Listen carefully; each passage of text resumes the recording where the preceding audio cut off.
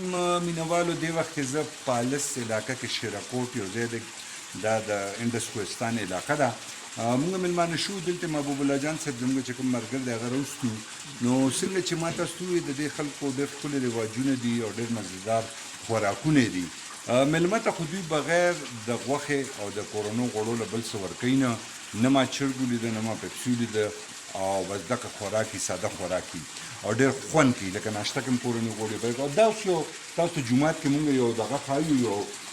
سکاوه ورته ووایي یا باتروم دا د چیني اوبه دي د واورې یخې دا تاسو وګورئ دا لکه د چیني اوبه دي او دا د لرګي نه جوړ واشروم دی دا تاسو وګورئ لکه دې کې ټول لرګي دي د جومات کې هم ټول لرګي لګېدل دی دلته د اودسونو چاردامونو ځای دی د اوبه راځي او بیا دلته خلک لامبي که نه دا دلته خلک چاردام کوي تاسو وګورئ دا جومات تاسو وګورئ دا دغه د فهیم دی او مقدم دی دوی مقدم آپ ته به دې کې لامبلی شي د یخ اوبو باندې مقدم خو چې زه نشم پلار یې ولامبل محبوب الله جان صاحب تورمان هم ولامبل زه به م اوس لامبم تورمانه ته لږ فهیم ورغې فهیم اوبو کې لږ داسې ځان دغه کوي فهیمه کدھر گئے ہو اچھا نو زه اوس تاسو ما ګوره زه به اوس دې ته ورځم لامبم به الله مې د مل شي یخې اوبه دي د واورو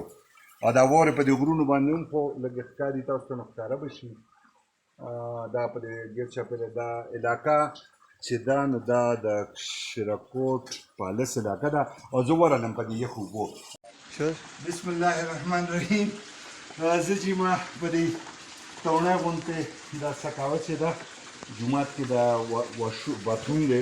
بلکې د لامبلو ځای دی لکه پخوا به یو تونه وي دا زموږ یو بل ملګری ورځي ورته لامبلو شوق کې زه یې وکتم ګورم چې دې ته مړ روزي خو ژوندی